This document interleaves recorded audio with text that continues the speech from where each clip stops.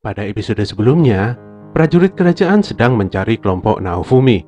Ternyata prajurit ini adalah bawahan dari Idol Rabier, seorang bangsawan yang sombong dan kejam.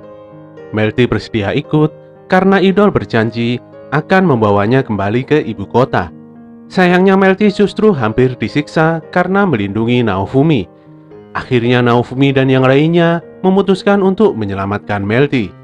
Sebelum memasuki isi cerita, seperti biasa, buat kalian yang baru datang, silahkan untuk subscribe channel ini dan nyalakan notifikasinya supaya kalian tidak ketinggalan info terupdate dari kami.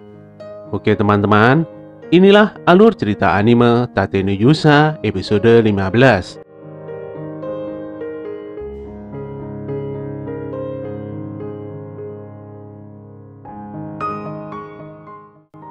Di siang hari yang cerah, terlihat beberapa anak setengah manusia dari desa Sayaete yang sedang bermain sepak bola.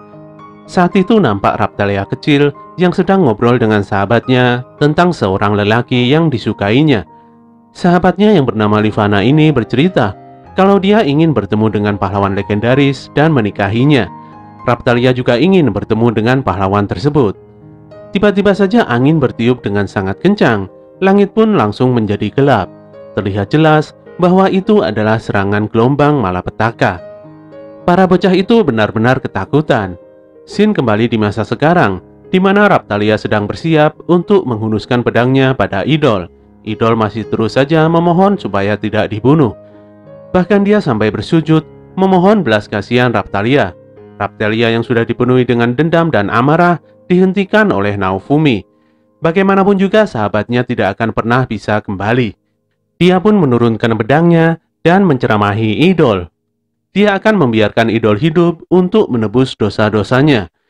Idol yang merasa harga dirinya diinjak-injak langsung marah dan melawan Raptalia.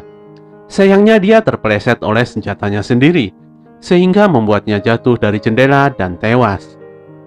Raptalia benar-benar syok, tapi Naofumi berkata bahwa itu bukanlah kesalahannya. Reiknot mengucapkan terima kasih pada Naofumi karena telah menyelamatkannya. Mereka semua memutuskan untuk segera pergi dari tempat itu selagi masih ada kesempatan. Sebelum itu, mereka akan mengantar Raptalia untuk melihat ruangan bawah tanah, di mana Idol mengurung dan menyiksa manusia setengah binatang di sana. Raptalia mengetahui hal ini karena dia juga pernah dikurung dan disiksa di sana. Perlahan-lahan Raptalia menuruni anak tangga. Dia mengingat tentang nasihat kedua orang tuanya untuk selalu tersenyum dan bersikap baik pada semua orang.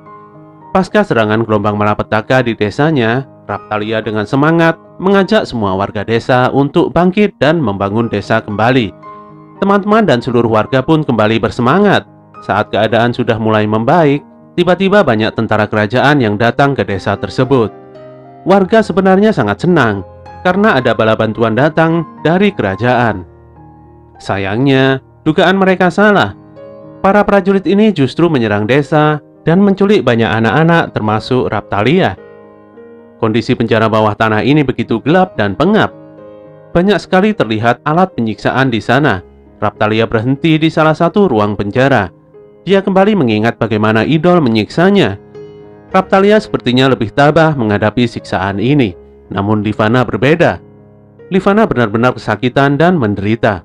Raptalia terus menghibur dan menemani Livana yang ternyata sedang sakit demam. Sesaat kemudian, seorang prajurit datang dan membawa Raptalia untuk dijual ke pedagang budak. Raptalia sangat bingung karena terpisah dengan Livana. Dia pun lupa bagaimana caranya untuk tersenyum. Kelompok Naofumi mulai menemukan budak manusia setengah binatang yang masih disekap di dalam ruang penjara ini. Mereka semua mulai menyelamatkan para tahanan ini satu persatu. Raptalia pun terkejut setelah mengingat bahwa salah satu tahanan ini adalah temannya saat masih kecil, yaitu Kiel.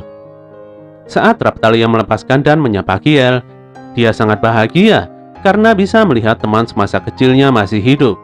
Kiel masih belum bisa mengenali Raptalia, hingga Raptalia menceritakan semua kisah masa lalu dan mengingatkan Kiel akan kenangan itu. Mereka pun berpelukan penuh haru. Kiel masih terlihat bocah karena levelnya masih standar. Berbeda dengan Raptalia yang selalu menaikkan level dengan kelompoknya. Raptalia bertanya pada Kiel di mana Livana saat ini berada. Setelah itu dia pun langsung bergegas pergi ke tempat Livana berada. Saat telah mengetahui kondisi Livana, Raphtalia menangis sejadi-jadinya. Raungannya terdengar sangat sedih dan menyayat hati. Livana yang menjadi teman baik Raphtalia semasa kecil, yang ingin dinikahi oleh pahlawan perisai, kini telah tewas sangat mengenaskan. Livana hanya menyisakan tengkorak dan tulang belulangnya saja. Semuanya menjadi sedih. Demikian pula dengan Melty. Dia tidak menyangka ternyata hal sekejam ini terjadi di negaranya. Raphtalia masih sedih karena dia telah membunuh idol. Dia tidak ada bedanya seperti idol.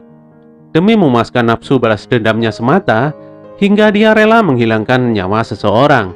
Naofumi terus menyemangatinya, karena jika seandainya dia tidak bertemu Raphtalia, mungkin Naofumi akan terus melarikan diri dari dunia ini tanpa bisa mempercayai siapapun. Raphtalia juga berjasa karena telah melepaskan beberapa anak manusia setengah binatang termasuk Kiel dari penjara ini. Saat ini sudah menjadi tugasnya untuk menyelamatkan manusia setengah binatang lainnya. Hal ini dilakukan supaya tidak ada lagi rasnya yang mengalami nasib buruk seperti ini.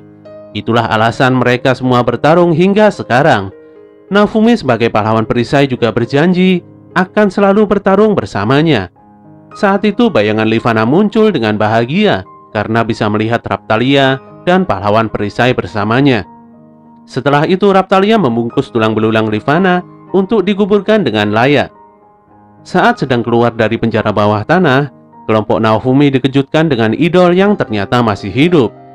Di bawah sebuah monumen, idol melakukan ritual khusus untuk membuka segel dan membangkitkan monster yang pernah disegel oleh pahlawan terdahulu. Segel itu pun terlepas dengan sempurna. Dengan bangganya, idol membangkitkan seekor monster besar berwujud T-Rex yang sangat mengerikan. Sayangnya, idol sendiri benar-benar mati karena saat itu langsung diinjak oleh monster T-Rex ini. Oke teman-teman, itulah akhir cerita dari anime Tate no Yusa episode 15. Semoga kalian semuanya suka. Bantu kami untuk terus mengembangkan channel ini dengan klik tombol like, komen, dan subscribe. Apabila info dari channel ini bermanfaat, silahkan kalian bagikan kepada teman-teman kalian ya. Tetap semangat dan sampai jumpa di episode berikutnya.